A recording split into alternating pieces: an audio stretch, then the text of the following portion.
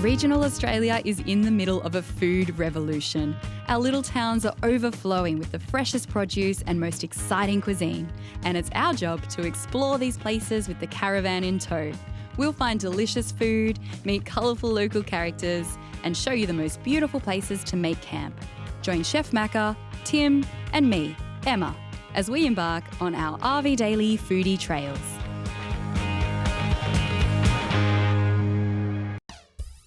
This foodie trail takes us through the charming South Burnett region. Here we'll sample an ancient food source that's been bringing people together for thousands of years. And we'll broaden our palates with a few seriously tasty surprises. Oh, I love that.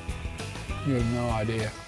We'll set up our caravans in rainforest and open plains, and we'll finish it all up in style with a party at a winery. Our foodie trail begins in the beautiful Bunya Mountains, before venturing to the one-horse town of Maidenwell and then finishing up in Kingaroy for a wonderful happy hour amongst the vines. Well fellas, the sun is shining here in the Sunshine State and we're all set for another foodie trail. This time we're heading to the South Burnett area. First stop today will be into the beautiful Bunya Mountains. Well, I think that history will be added to with this episode of Foodie Trails as we carve some more stories into legend. Emma? I think you might be right, Timbo. Today our journey begins in the majestic Bunya Mountains. This beautiful stretch of subtropical rainforest is home to the world's largest stand of ancient Bunya pines. First we head to our campsite where there's a very cute welcome party waiting for us. Dandabar is a peaceful grassy camping area with full amenities. And it's just a hop, skip and a jump from the small number of cafes and shops in the village. While the boys hold the fort with their new buddies, I head into the rainforest for a special cultural tour led by the Indigenous custodians of the Bunya Mountains. Hey Mary. How you going? Good. How are you? And like visitors thousands of years before me, I'm welcomed with a smoking ceremony. A lot of the tribal groups would travel thousands of kilometres to come up to the Bunya festival or the Bunya. The reason why they come up here was for this tree. For thousands of years, Aboriginal groups across Queensland and New South Wales have travelled to the Bunya Mountains to celebrate the bumper harvest of the bunya nut, which happens every 3 or 4 years. These massive gatherings were an opportunity for trade, lawmaking, marriages, and the sharing of ideas, knowledge and stories. The bunya tree produces large nuts that are considered nutritionally perfect, with the right balance of protein and carbohydrates. Like any plant, you can break it open. They get as large as a football, Okay. and 15 kilos. So. Right, you wouldn't want one of those falling on your head, Especially from up there. No. This is an immature nut, sort of between a potato and a chestnut. Yeah, kind of a little bit sweet, I suppose.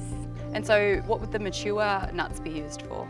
You can prepare them in many different ways. Traditionally, you just chuck them in the fire, roasted in the coals. Now, in contemporary times, I've used them in curries, and we used to actually pound them into a paste, and you can create pancakes or johnny cakes or whatever you'd like to call them. Or you can just eat them straight raw. Straight up? Yeah.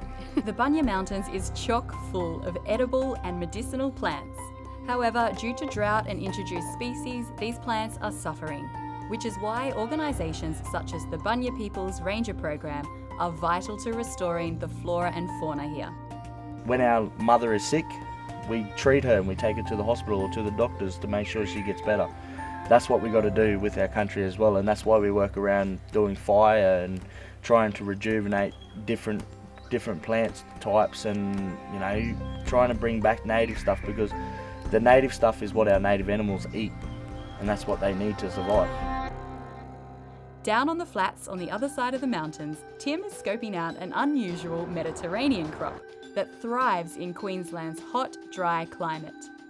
Capers. Welcome to Bunya Red Farm. Hi, I'm Mandy. Nice to meet you, Mandy. I'm Alan. Mandy and Alan Evans own and run Bunya Red Farm. The property's rich red soil is perfectly suited for growing capers and caper berries. So you've got the capers here, which is the bud of your flower, yeah? What we do, we pick the size and feel. They've got to feel nice and firm like a little rock. Yep. If they're soft and squishy, we leave them on the bush. Yep. On the other side of it, when it gets too big, they do go soft, and we leave them to go to flower. So that's the start of your caper berry. And if we look up here, you'll see a couple of caper berries that are doing their thing already. There's a tiny window of time to pick the caper before the flower opens too far. If that window is missed, never mind, you'll get a caper berry. Alan and Mandy have won multiple awards for their products, which are used in top-notch restaurants across the country. And their secret to success? We just package them in salts. That way they're in a nice firm packet with a zip seal, seal them up, pop them in the fridge, and we can post them through the mail. Happy days. And now to the caper berries, which Mandy recommends pairing with a nice strong cheese. Put it with a piece of nice matured cheese. That's dear old strong and bitey cheese. That in first and that next. Oh, I love that. You have no idea. That's just like, if two tectonic plates were moving, they've just sealed that volcanic plug. That's just something else. That is Thank you. I really like that.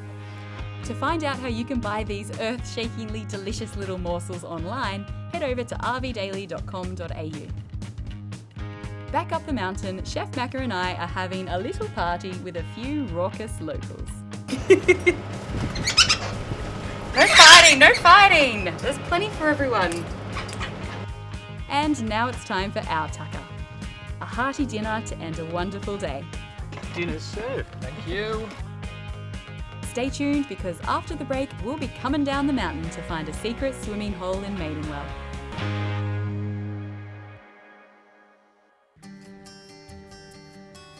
The next morning, it's a relaxing start to the day with a little bit of a sleep in and a nice hot shower. As we move on to our next stop, we enjoy a beautiful drive down the Bunya Mountains, which our powerful ram tow vehicles handle with ease. Awaiting us at the bottom is the tiny town of Maidenwell, which has a pub, a general store, and a free camp. What more could you need?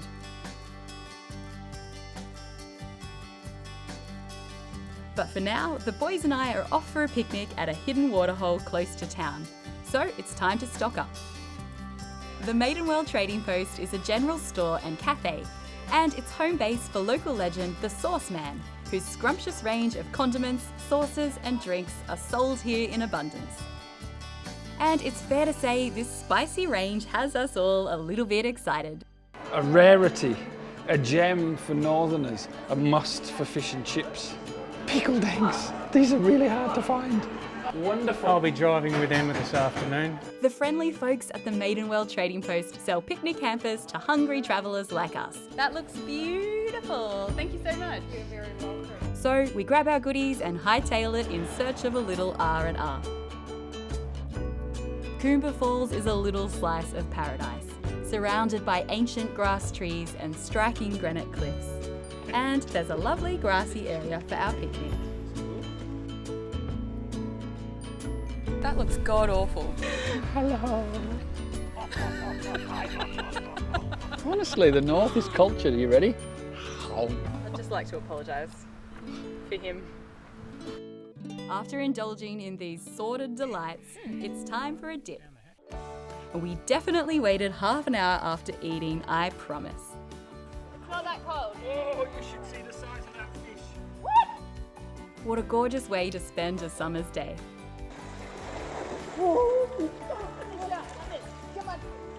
He spent a childhood in Yorkshire. Look at this. Oh, how lovely is this? It's probably about 24 degrees. It feels beautiful. It actually is quite warm. Yeah. But now Chef Macca better dry himself off because he's got an important date with some curious cows.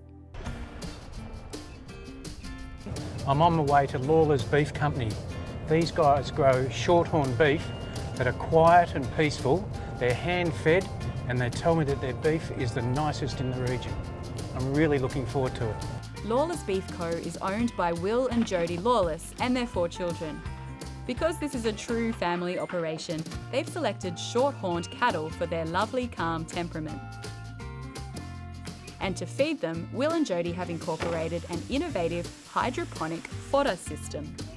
Roughly we're putting in about 200 kilos of grain. Yep. And that'll give us around 5 times that in barley sprouts. So once this soaks overnight, we then take out the fodder that's ready in the morning and we feed it out to the cattle, and then we put this stuff that has soaked into this tray and feed it into the machine. Yep. And then it'll sit there for 5 days and grow into fodder itself. Okay. Oh wow, that's fabulous. So you can see the grain has now turned into an actual plant sprout itself. Okay. You can see the individual seeds there have turned into a plant, formed roots and turned into a shoot. Yep. It's more digestible at this stage rather than being just a seed that's almost passes straight through. This system uses LED strips to mimic UV light. So, despite the challenges of drought, the Lawless family are able to feed nourishing grass to their cattle. Nothing much left at the moment, but this sort of helps us keep going and helps maintain that integrity of what we want to do. Resulting in a flavoursome, healthy beef. Good job. Come on. There you go, Macca. Thanks, Jody. This is going to go down an absolute treat tomorrow night at our happy hour. Meanwhile, Tim and I are setting up camp for the night, before settling in for a little happy hour treat of our own. The next morning, our foodie trail continues to our third and final destination, Kingaroy. On the road, Tim is met with a truck wanting to overtake. So he flicks the UHF radio to channel 40 to communicate with the driver. White timber jinker behind the RV Daily Caravan, you copy? Yeah mate, as soon as I see someone somewhere useful, I'll pull over so you can get past me. Yeah, righto, thanks mate. Yeah, there'll be nothing between you and the servo on your left hand side. Would you like me to just slow down and move to the left, or would I have a chance to actually get out of your way and stop? Oh no, I'll just overtake you. There's a good straight going up a hill there once we get over the bridge. All right, well we'll do that anyway. I'll let you pass, but we'll just cruise on, and it'll hopefully become obvious. Thanks. Thank you very much, mate. Thank you. So it's absolutely vital to maintain safety that you fit the UHF radio and you know how to use it, you keep it on, and the best way to be safe is to communicate with people, and that way we can all get to where we're going in absolute safety. After all, safety doesn't take a holiday. Coming up next, we visit one of Australia's first food trucks in the nation's peanut capital.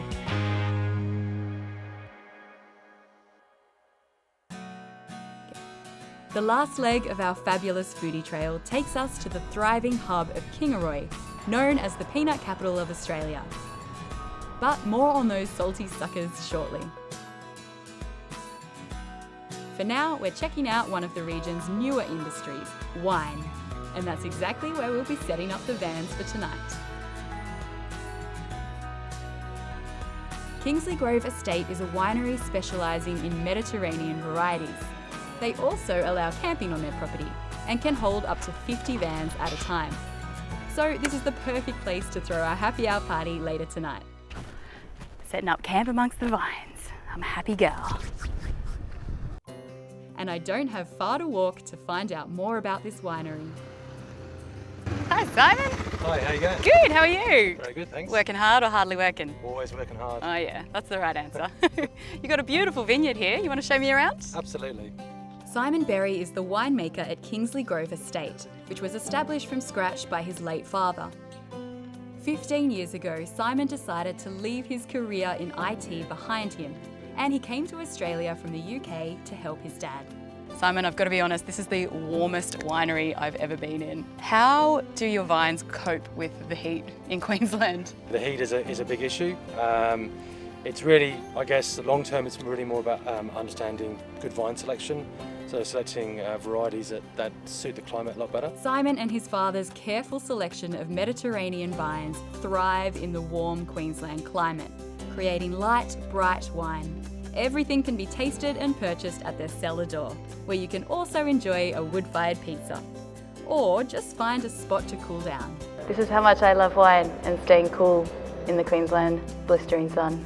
Simon's technique for naturally carbonating sparkling wine is also pretty cool. So Simon, tell me, what on earth is going on here? So these are bottles of sparkling wine. This is going through a process called riddling, and every day we come through and do the turn and tap. And what we're doing there is settling the sediment of the bottle down to neck. Yeah. I have a neck freezer. The bottle goes in upside down, so just this much is immersed. That will freeze the neck of the bottle, create a block of ice. So then when we upend it and open the crown seal, the pressure in the bottle will force out the little block of ice with all the sediment in it. Then we just top it up, adjust the sweetness, put the final enclosure back on, and it's done as simple as that. And hey presto, it's ready to drink. Well, as we say, creates a tickle on the tongue. Creates a tickle on the tongue. Back at our camp amongst the vines, and Chef Macca is in his happy place, the kitchen. So today I'm cooking Chef Macca's perfect steak, and to go with it we've got a potato salad with capers and a beautiful dukkha with bunya nuts in it. Starting with the potato salad, first boil up some spuds. And now it's time to make the dressing. 6 tablespoons of sour cream, then we've got some lovely mayonnaise, and we're going to do 3 tablespoons of that, and finally 2 tablespoons of Dijon mustard.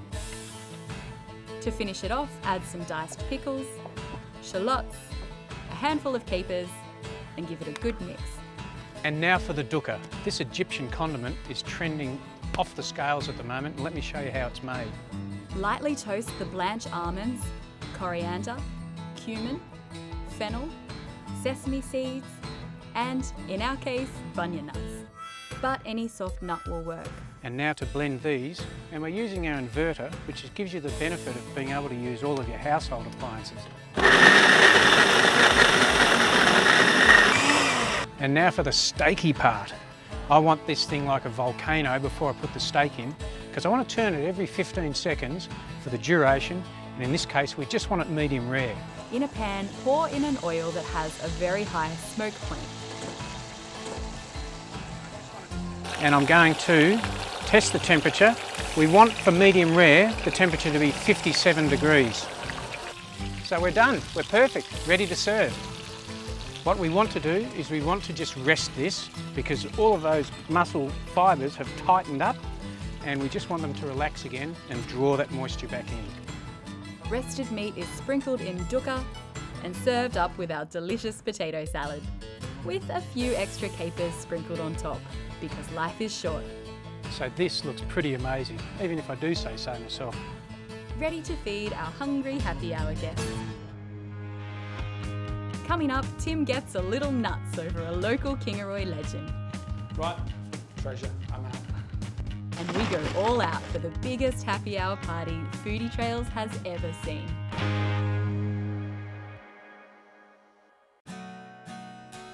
Back in Kingaroy, and just before happy hour, Tim has nipped out to find out a little bit more about Queensland's most successful food truck. Hello. Hey, bloke. The man behind this peanut enterprise is this jolly character, Rob Patch, who's been nuts about peanuts his whole life. It's always been just peanuts. Yep. You know, you're going to do something, you might as well do it right from the word go. But we've always kept nothing but the best peanuts and the best flavourings and the best packets, and trying to make it just the best experience. Having grown peanuts for decades, Rob decided to branch out into retail and purchase the Peanut Van, which he's been running for 20 years. Here they sell an amazing assortment of peanuts in every different flavour imaginable, including barbecue pork rib, hickory smoke, Kingaroy curry, and the infamous angry taco. Angry taco. Careful, it'll sneak up on you. All right, going to be mugged by a peanut. Not yet. Oh, there he is. Oh yeah, that's spicy. That's really good. And you know what? That experience is just building. My tongue is becoming redder and redder. Maybe my eyes are watering too, but I don't even want to lick my hands. That's some flavour. The Peanut Van is also famous for their peanut paste. Okay, what do I need to do? I just need to hold the jar? Yeah, just leave it there and you can just turn it on and... That's this switch here? And tap it as it, yeah. Tap the jar? Yeah, just bounce the jar up and down so it settles. This is when it all goes wrong. So yeah. bounce it a bit. Yeah.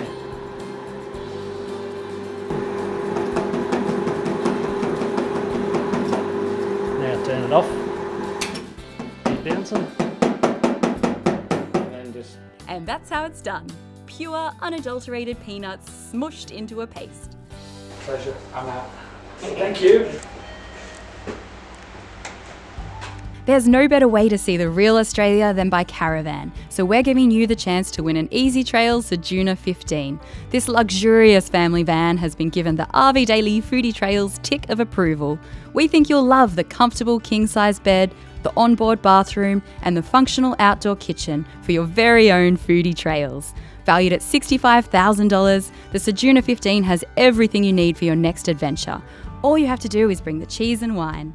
To go into the draw to win this fantastic prize, head over to rvdaily.com.au. Back at our winery campsite, the Easy Trails and Rams are primed and ready.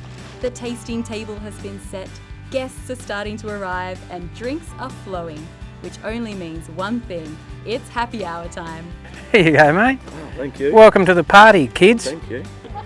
With the help from our new friends at Kingsley Grove Estate, we throw the biggest happy hour party yet, and indeed the last one for this season. It has been an absolute pleasure travelling the untouched parts of Australia, scratching beneath the surface to uncover the most beautiful campsites, and of course indulging in the incredibly diverse food we grow and make right here in Australia. It truly is a magical place we live. See you next time. I've had a bloody good day. I've had a bloody good day.